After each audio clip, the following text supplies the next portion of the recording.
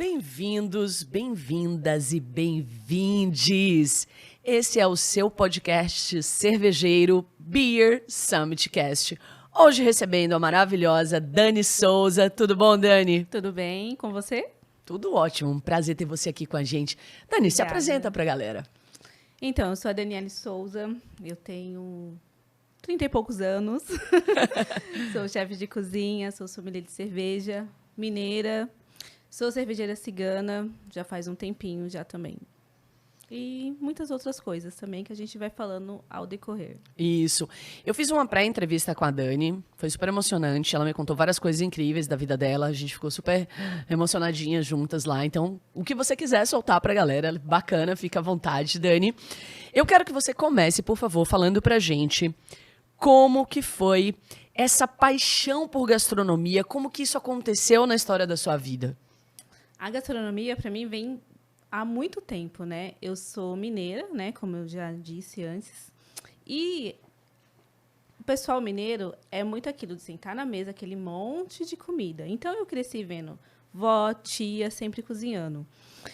E, em determinado momento, minha mãe se mudou de Minas para São Paulo. E a gente foi morar na casa de uma tia, que era cozinheira de uma marca de açúcar.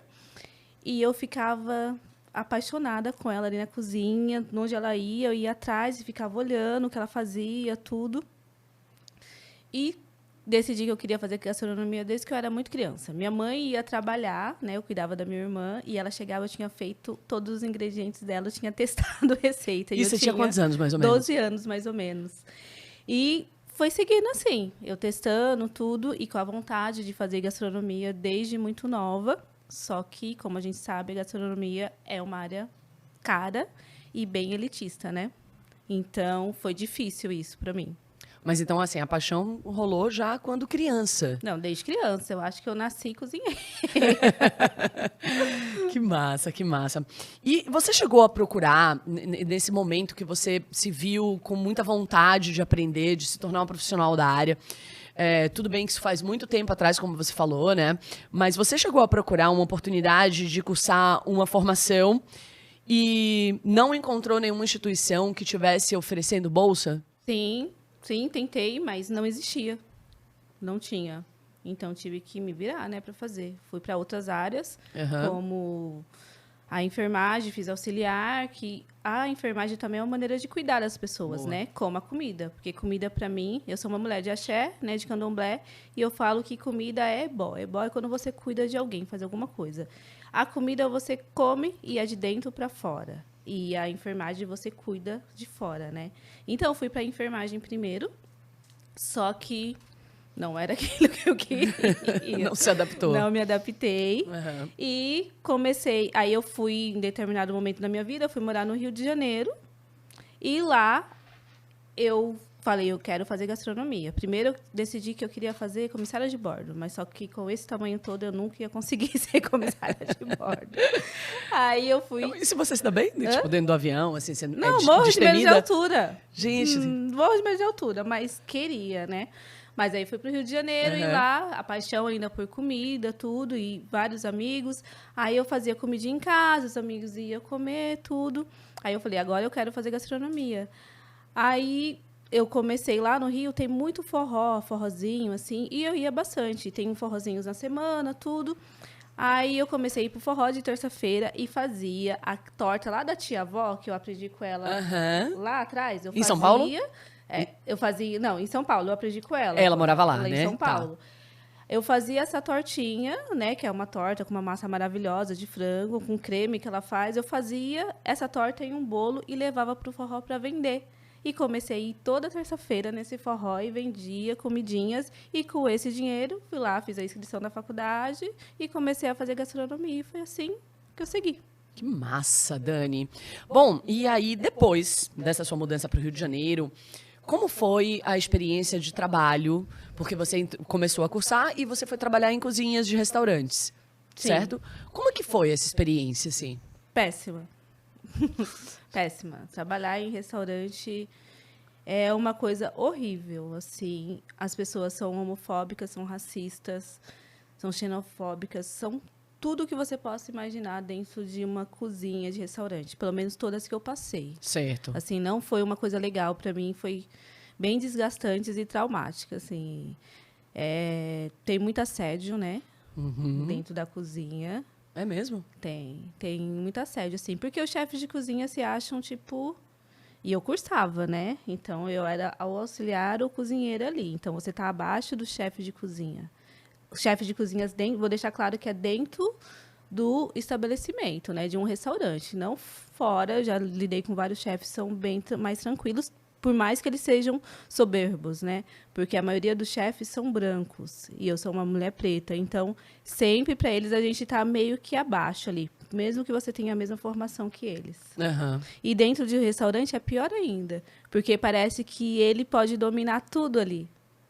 Então, ele tenta fazer o que quiser, mas eu, tipo, sempre fui uma mulher que, tipo, não, comigo não vai ser assim. E aí, nessa hora, eu imagino que você tenha pensado assim, pô, é gastronomia o que eu quero, eu amo cozinhar, mas não é aqui. Não é aqui, na cozinha de um restaurante, com essa hierarquia toda e essa experiência negativa que você teve nos lugares que você passou. E aí, como surge, então, a Omiodara? Só deixar escurecido aqui também que não é sobre a hierarquia. Aham. Né? Hierarquia a gente tem em qualquer lugar que a gente for trabalhar. Tipo, existe uma pessoa que vai mandar mais Sim, tudo. claro. Mas é o poder que você não tem, mas você acha que tem ali em cima do outro. Que isso que tem dentro das cozinhas de restaurantes. Certo. Não sei se você conseguiu me entender direito. Claro, claro. Acho que eu até me expressei mal, peço Tipo, desculpas, mas... A hierarquia sempre vai ter dentro de uma cozinha. Existe o chefe, sous-chefe, cozinheiro e assim por diante. Uhum. Mas não é hierarquia. É o poder que o homem, né, que da maioria branco, homens brancos, cis, acham que tem sobre o outro. E isso é muito complicado. Só pra... Isso é cultural de uma forma geral na sociedade, né? A Sim. gente vive isso em outros âmbitos também. Sim. Até mesmo como você falou da enfermagem, dentro do hospital também. Também. Né? Porque é a pirâmide, né? Exato. Nós, mulheres, estamos lá embaixo. Ainda as mulheres pretas está lá embaixo, a última. Né? Então, existe isso. E quem é o primeiro da pirâmide? Um homem branco, cis. Exato. Então, ele acha que ele pode tudo. Tá, e aí você falou, não vou querer ficar nessa Não cozinha. vou querer ficar, porque não é o que eu gosto de fazer. Gostar de fazer, eu gosto. Porém, não é dessa maneira. Eu amo cozinhar. Sempre gostei desde criança. Mas não dessa forma. E a Omiodara surge com eu querer fazer o que eu amo, porém fazer por mim mesmo. Aí eu comecei a fazer personal chef. Aí do personal chef foi para catering, para buffet. E assim foi. Faço desde 2000 e... A gente está em 2023, desde 2015, mais ou menos, 2014. Estou nessa. E aí você começou a fazer isso lá no Rio. Lá no Rio. E E aí... voltei para São Paulo depois em 2017. Certo. E nisso, quando eu estudava gastronomia, eu já era apaixonada por cerveja, por fermentação. Tudo de descobrir. Eu falo que eu gosto de descobrir sabores e saberes. Tudo que é descobrir ali, eu tô no meio querendo tentar entender o que é. E a cerveja também sempre foi elitista, né? Sempre a cerveja artesanal. Certo. Não a cerveja que... Mainstream, né? Que é super pop, não. né? Mas a cerveja artesanal foi. Então, eu não tinha muita grana, mas eu ia para o mercado, comprava alguns rótulos de cerveja ali que eu achava diferente e já tentava fazer uma harmonização, alguma coisa ali. Já estava nessa área ali. E a cerveja, né, não é muito falado, mas eu tô tentando, né, já há um tempo resgatar das minhas ancestrais, porque a cerveja, na verdade, foi de África, né? Muitas pessoas não falam. Os primeiros, né, primórdios da cerveja, os grãos que foram encontrados a cerveja ali, foi em África, em Kemet. Então, eu estou tentando resgatar e falaram que foi uma mulher que descobriu. Então, foi uma mulher preta. Então, estou tentando resgatar minhas ancestrais nisso. Que lindo, eu Dani. fazer cerveja, eu estou tentando trazer lá de trás o que elas começaram. Então, eu quero, né, continuar isso. Aí surge a Omiodara. Omiodara, eu sou do axé, Omi é água, e Odara é uma coisa boa. Então, significa água boa, o nome da minha cerveja, que é o nome da minha cozinha e o nome da minha cerveja. Então, a Omiodara surge aí, com eu tentar resgatar, né? Nunca me vi representada como uma mulher preta em nenhum rótulo de cerveja, em nenhuma dessas empresas grandes. Então, eu quis criar minha própria cerveja. Bacana. Aí agora eu quero que você conte aquela história maravilhosa que você me contou de como rolou, como é que o destino colocou na sua vida essa possibilidade de você produzir a sua própria cerveja, né? Sim. Aí eu voltei para São Paulo, né, para trabalhar com catering, tudo, e já tinha essa paixão pela cerveja, mas só que não dava para estudar, para aprender mais, tudo. E eu falava, eu quero aprender a fazer cerveja, eu quero aprender a fazer cerveja, mas como, né? Porque, né, a gente trabalha bastante para conseguir, mas é meio complicado. Aí, um certo dia, peguei um Uber para ir para Guarulhos, para minha casa de axé, tudo. Aí era uma mulher, a Uber, e a gente começou a conversar, tudo. Ela perguntou para onde eu estava indo, aí eu falei. Aí ela falou que era do axé também, só que em Pernambuco, tudo. Aí ela perguntou o que eu fazia, eu falei, sou cozinheira, tudo. E tenho uma paixão por cerveja também, que eu quero muito aprender, né, como faz, começar a fazer tudo. Ela, as minhas primas fazem cerveja. Falei, nossa, que massa. Aí ela passou o contato, eu já mandei mensagem. Aí a Ineida e a Mel, que era a Benedita, agora são Corisca, tipo, foram super queridas. Tipo, falou assim, nossa, Dani, a gente tá dando umas palestras lá em Campo Limpo, tudo, se você quiser participar, é sobre invase, tá. E eu fui, passou 15 dias, eu já tava na casa delas fazendo cerveja na panela. Foi minha primeira experiência, Mano, assim. um Uber mudou sua vida nesse sentido, né? E vai, digamos assim, que ela poderia conhecer alguém que fizesse cerveja e tal, mas olha aonde você foi parar Logo com duas essa mulheres, dupla maravilhosa, assim, essas duas meninas mulheres incríveis. periféricas, LGBTQIA+, sabe? São, tipo, queridas. Foi muito massa, assim, foi uma experiência. Aí eu fiz essa primeira abraçagem com ela, já fiquei assim. A gente montou, ela me ajudou a montar as receitas. E eu queria fazer uma cerveja mais marrom, né? Naquele tempo eu não sabia, não identificar o que era. Eu queria fazer uma cerveja brau, com capim-limão, tudo. E elas foram super queridas, me ajudaram. A gente montou a receita, fez a primeira cerveja. Não ficou 100%, mas ficou bem gostosa, assim. E nisso começou aí eu tive que me recolher, ficar um ano, assim, por causa da minha religião. Aí depois começou a pandemia. Uau! Aí na pandemia eu falei assim, agora é a hora. Aí foi a primeira vez que eu fui para uma cervejaria mesmo, braçar a cerveja. Aí eu já tinha estudado, porque eu já tinha conhecido a Saizen. A Amanda me deu uma bolsa para me fazer um Be Expert. Aí eu já entendi melhor ali, fiz outros cursos também fora. E assim foi. Vou até te interromper então, porque essa pergunta é super importante. E eu queria que você falasse para todo mundo qual é a importância do Science of Beer para a sua formação e essa oportunidade que você teve de fazer essa formação, como isso impactou na sua vida. Sim, foi no meio da pandemia, foi muito importante para mim, porque eu pude entender mais sobre o mundo da cerveja, mergulhar mesmo ali. Que a partir dali eu quis fazer outros cursos em outros lugares também para entender melhor, foi muito importante. E depois disso ainda eu fiz o sommelier com eles, que foi em Petrópolis, que foi uma experiência, Teresópolis, desculpa. Tá. Uma experiência maravilhosa, assim, que eu aconselho a todos fazer esse curso, porque é muito bom. Não estou vendendo curso aqui, gente, não é sobre isso, mas eu aconselho, uma dica, né? Uma dica, porque é uma experiência.